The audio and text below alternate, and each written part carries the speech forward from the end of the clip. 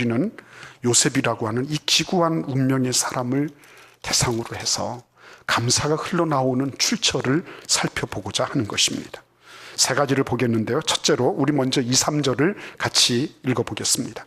요셉이 큰 소리로 우니 애굽 사람에게 들리며 바로의 궁정에 들리더라. 요셉이 그 형들에게 이르되 나는 요셉이라. 내 아버지께서 아직 살아 계시니까. 형들이 그 앞에서 놀라서 대답하지 못하더라. 아멘. 말씀을 묵상하시다 보면 이게 지금 마지막 클라이맥스라고 하는 부분을 그것을 여러분이 아시게 될 것입니다. 형들이 지금 와서 요셉 앞에 철퍼덕 엎드려가지고 기회 있을 때마다 절하고 있습니다. 자기들은 지금 이전에 비아냥대고 비웃었던 그 꿈이 이루어지고 있다는 것은 절대로 정말 추워도 그런 상상조차 하지 못하면서 철퍼덕 기회만 닿으면 요셉 앞에 형들이 엎드려서 절을 하고 있었습니다. 그런데 이제 드디어 요셉이 그동안 가슴에 품고 있었던 마지막 테스트 자료지요. 그때 당시도 20년 전에도 요셉은 막내였고요. 지금 막내 베냐민이 잡혀왔습니다. 그런데 이 베냐민을 걸어서 베냐민을 구금하기로 작정을 한 것입니다. 형들이 어떻게 하나 보자는 거죠. 양심만 챙겨서 가는지 안 그러면 베냐민을 위해서 그들이 어떤 자세와 태도를 취하는지 보고 싶었던 거죠. 그래서 그 베냐민의 그 곡식 자루에다가 자기가 쓰던 은잔, 잔들을 집어넣는 거죠. 집어넣어서 도둑질했다, 도둑 잡아라 해가지고 베냐민을 찍어서 이 사람만 구금시키라고 얘기를 하는 겁니다. 그때 유다가 튀어서 나옵니다. 유다가 그 사이에 딱 가로막고 서서 중보자가 되는 거죠. 그 책임은 내가 지겠습니다. 나를 집어넣으시오. 만약에 이 아이가 함께 가지 못하면 우리 아버님이 이제는 슬피 울며 그 백발로 스올로 들어가게 되는 그런 불효막심한 자리에 이르게 됩니다. 우리가 그러한 일들은 할 수가 없습니다. 제발 이 아이는 놔주고 나를 집어넣어 주십시오. 이렇게 유다가 애걸복걸 합니다. 그때 요셉이 드디어 그동안 꾹꾹 눌러놨던 20년 동안의 그 꾹꾹 눌러놨던 그 울음이 확 복받쳐서 봇물 터지듯이 터져서 나오는 것입니다. 그 울음이 얼마나 컸냐면 자기 집안에서만 들리는 게 아니라 이 국무총리 자기 채신도 위신도 잊어버리고 그 울음을 우는데 아무리 총리 공간이 가까워도 구중 궁궐까지 들릴 수가 있겠습니까? 그런데 그 파라오의 궁궐에 이르기까지, 궁중에 이르기까지 다 사람들이 들을 수 있을 정도로 그렇게 목을 놓아 울었습니다. 방성대곡했습니다.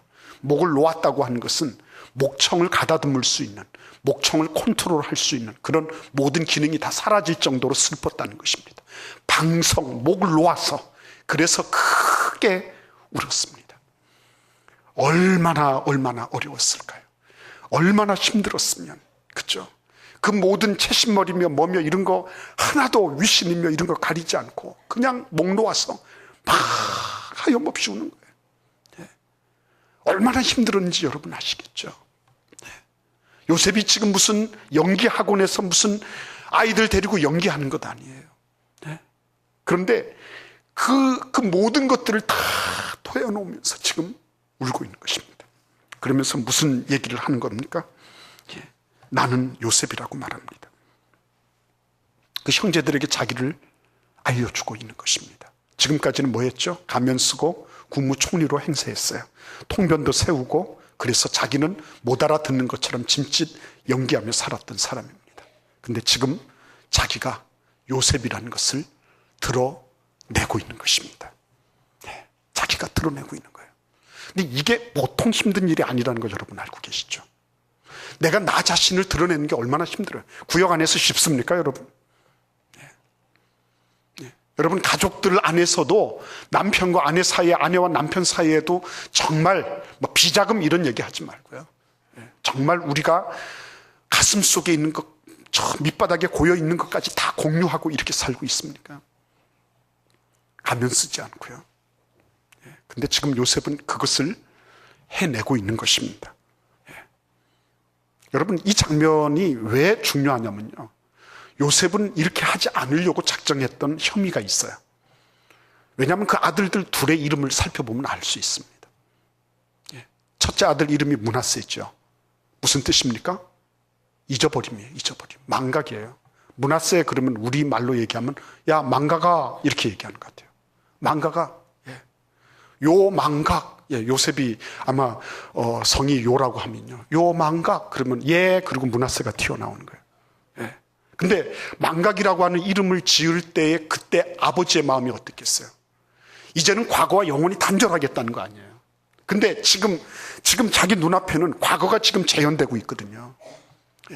보기 싫은 과거예요. 직면하기 싫은 과거예요. 근데 이 과거들이 지금 살아가지고 10명이나 되는 과거들이 지금 이 앞에 울거리고 있는 것입니다. 얼마나 기가 막힌 사실이에요. 그렇죠? 그리고 에브라임은 어떻습니까? 에브라임은 번성하다, 창성하다, 번영한다 이런 뜻이에요. 그래서 요 창성, 요 번성 그러면 그리고 에브라임이 나오는 거예요. 그건 앞으로 과거와 단절된 채로 앞으로 미래만 향해서 가겠다고 하는 것입니다. 그렇죠?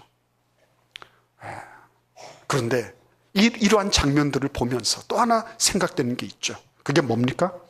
요셉은 얼마든지 국무총리가 되었을 때 자기 고향으로 갈 수가 있었을 거예요. 그렇죠? 왜 그렇습니까? 가나안에 있던 자기 형들이 애굽 땅에 와서 이곳 총리 공간까지 올 정도가 됐으면 애굽의 총리, 에집트의 총리가 자기 고향으로 가지를 못해요? 얼마든지 갈 수 있죠. 근데 그는 굳이 과거를 묻고 싶지 않았어요. 과거에 대해서 굳이 그거를 들춰내고 싶지 않았던 것입니다. 그래서 이대로 이렇게 해서 얼버무리고 가고 싶은 거예요. 이게 자기의 영혼과 자기 가문과 앞으로의 하나님의 나라에 이렇게 막혀 있는 것이 얼마나 지독한 문제가 될지, 이러한 동맥경화, 이러한 병목 현상이 얼마나 크게 문제가 될지 미처 생각해 보지 못한 것입니다. 그래서 아들들의 이름도 망각이라고 짓고 자기도 고향 땅을 한 번도 찾아가 보지 않았던 것이죠. 근데 지금 어떻게 하고 있어요? 나는 요셉입니다 라고 말하고 있는 것입니다. 나는 요셉입니다. 이 말은 뭐예요? 과거와 다시 연결이 되는 거예요. 다시 과거와 연결이 되는 겁니다.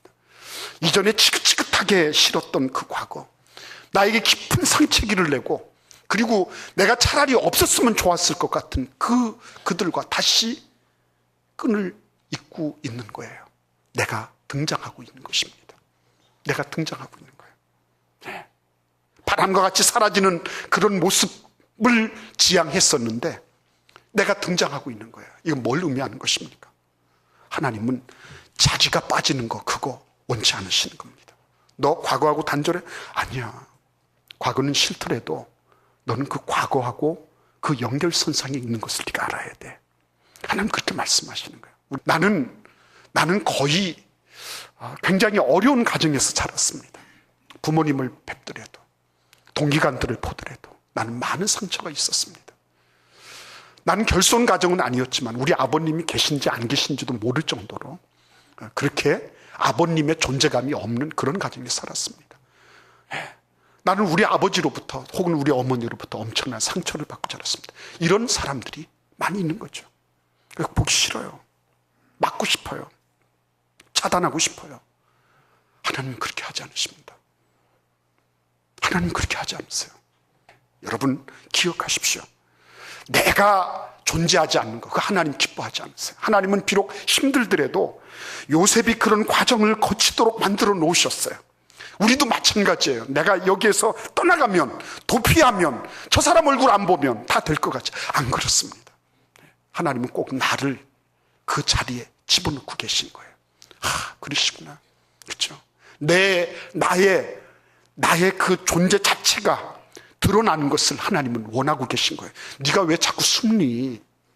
에덴 동산에서. 너 왜 자꾸 그 관목 숲으로 숨냐? 너 나하고 얘기 좀 하자. 그렇죠? 너 왜 자꾸만 이런 어떤 이 지금 현재의 성공 속으로 자꾸 숨고 과거의 어떤 것을 드러내려고 하지 않니? 그렇죠? 네. 하나님은 우리 자신이 되기를 원하세요. 우리 자신이 자기 정체를 분명히 하기를 원하고 계신 것입니다. 그렇죠? 비상성에 이렇게 쏠리지 마세요. 비상적인 모습 속에. 그래, 뭐 다 그런 거지 뭐. 다 그런 거지. 그래, 과거에 상처 없는 사람 어디 있어. 다 그런 거야. 아이, 됐어. 이제 그거 하고 그만하고 넘어갔지. 이렇게 하지 마세요. 하나님 앞에 한 번은 이거 해야 돼요. 하나님, 난 그때 나에게 그렇게 말씀하시는 아버지가 정말 싫었어요. 때려 죽이고 싶었어요. 내 마음속에 그런 말은 한 번도 내본 적이 없지만 나는 그런 어머니의 모습 때문에 엄청나게 미움과 증오를 키우며 자랐어요. 하나님, 이거 어떻게 하면 좋지요? 직면해야 되는 거예요. 내가 딱 나와서 해야 되는 거예요. 그때부터 진짜로 새로운 일들이 벌어지기 시작하는 거예요. 여러분 한번 보시겠습니까? 우리 같이 한번 4절과 5절을 같이 읽어보겠습니다. 요셉이 형들에게 이르되 내게로 가까이 오소서. 그들이 가까이 가니 이르되 나는 당신의 아우 요셉이니 당신들이 애굽의 판자라. 당신들이 나를 이곳에 팔았다고 해서 근심하지 마소서. 한탄하지 마소서. 하나님이 생명을 구원하시려고 나를 당신들보다 먼저 보내셨나이다. 아멘. 하나님께서는 참 놀라운 방법으로 요셉을 인도하셨어요. 한번 생각해 보세요. 요셉이 야곱 아버지 집에 계속 있었다면 어떤 일이 발생했을 것 같아요? 아마 색동 저고리 입고 그리고 막 제기차고 연날리고 이렇게 하면서 행복한 유년기를 보내고, 그리고 계속 형님들 쫓아다니면서 형님들 잘못하는 거 고자질하고, 그래서 경찰 내지는 검찰의 역할을 하고, 그렇게 하면서 그러면서 행복한 유년기를 보내고, 아마 청소년기가 됐을 때는 어떻게 됐을 것 같습니까? 제가 볼 때는 좀 더 세련된 이기주의자가 되지 않았을까. 세련된 이기주의자, 자기 중심적이고 그리고 자기만 알고 있는 그런 소황제가 되어 있지 않았을까, 이런 생각을 하게 되는 거죠. 근데 하나님께서 어떻게 하시죠? 야곱을 그 아버지로부터 떼어내서 보디발의 집으로 보냅니다. 보디발 장군 집에 가서 그는 언어가 다르고 문화가 다르고 그리고 삶의 양식이 다른 그곳에서 어떻게 해냅니까?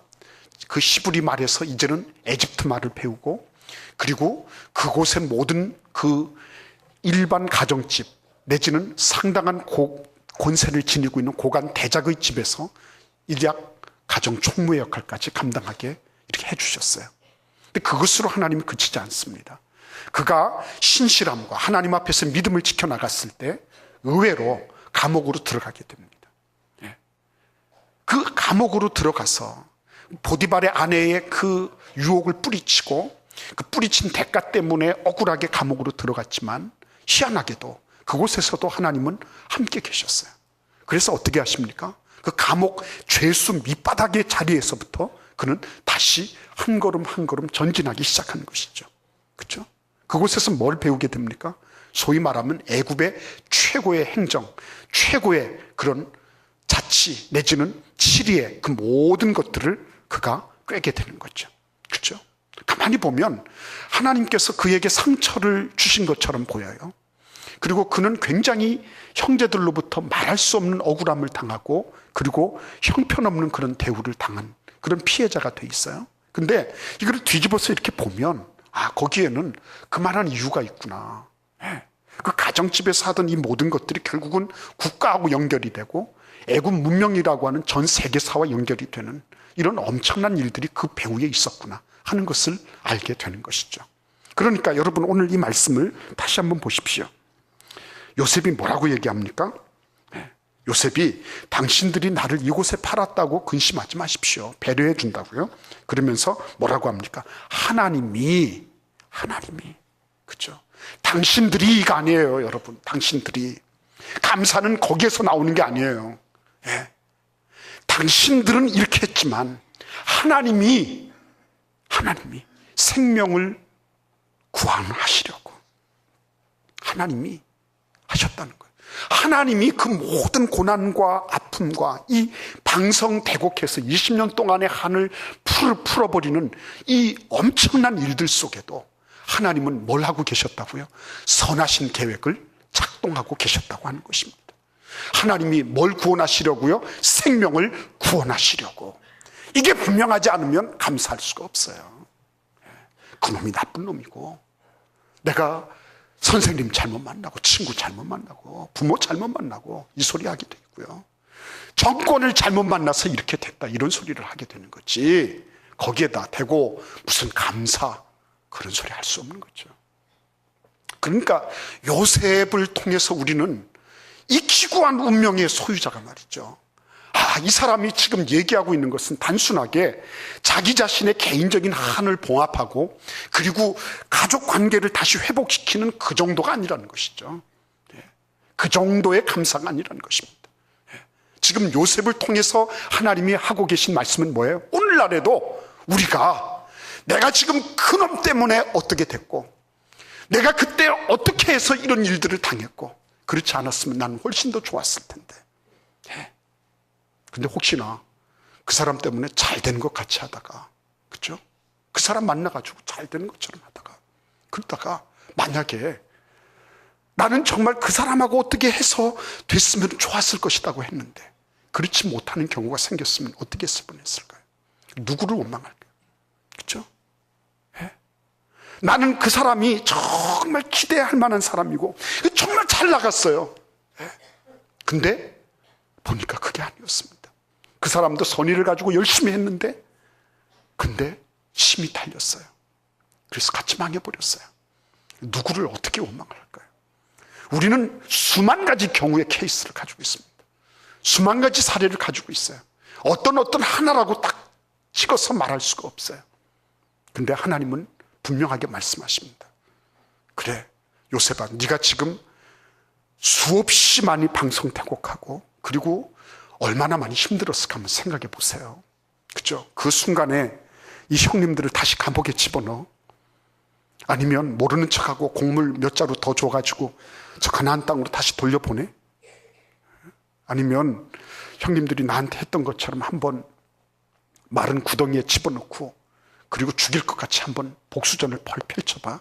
이런저런 생각이 많이 했을 거 아니에요. 근데 하나님께서 이 요셉에게 뭘 가지게 하셨습니까? 하나님의 주권을 기억하게 하신 거예요. 하나님의 주권. 그래, 나한테 그것은 말할 수 없는 상처였지만 이 모든 것들은 하나님의 주권적인 섭리 가운데 이루어진 것이다. 내가 볼 때는 그것이 검은 포장지지만 그 안에는 엄청난 선물이 들어있는 위장된 선물이었다, 축복이었다.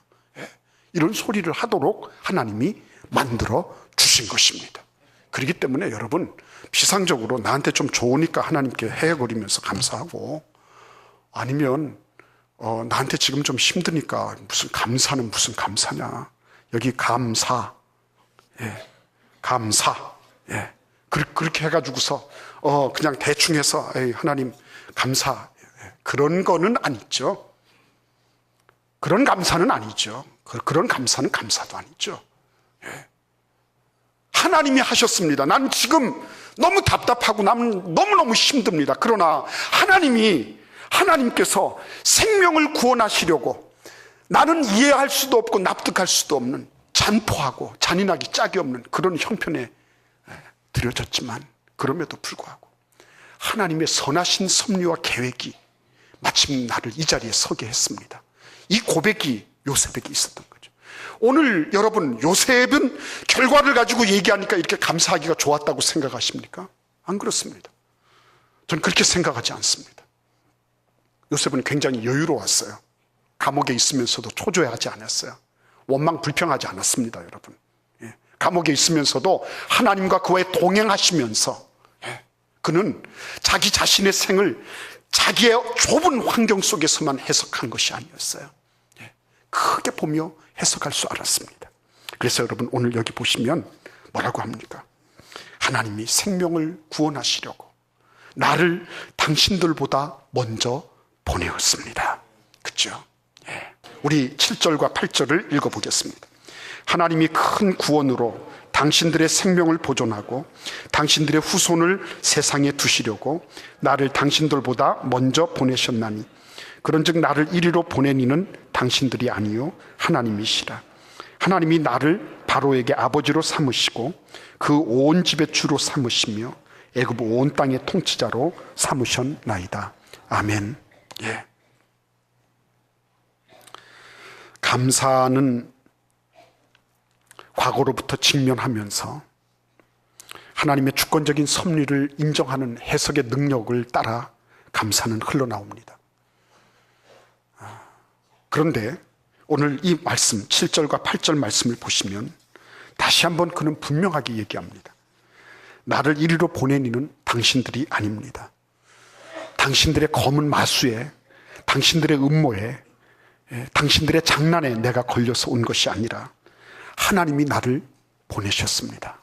이거는요, 요셉이 자기를 형제들 아니면 인간들 사이에서 인간들의 그런 어떤 음모와 책략과 이런 것에 걸려 넘어진 그런 존재가 아니라 하나님께서 부르시고 하나님이 보내신 존재라고 자기가 지니고 있는 자기 정체성에 극점을 찍는 말이에요.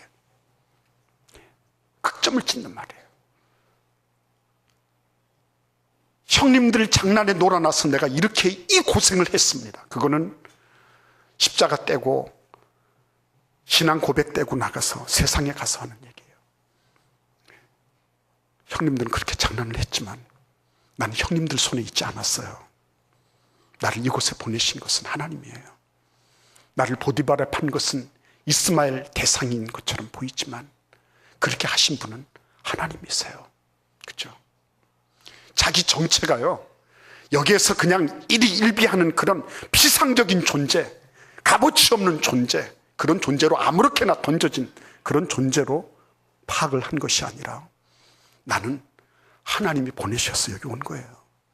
내가 이 모든 모진 고통과 고난을 다 당한 것도 하나님이 나에게 필요로 하셔서, 그리고 당신들의 가족도 살리고 우리 가족도 살리고 나라도 살리고 문명도 살리도록 하기 위해서 하나님 하신 거예요.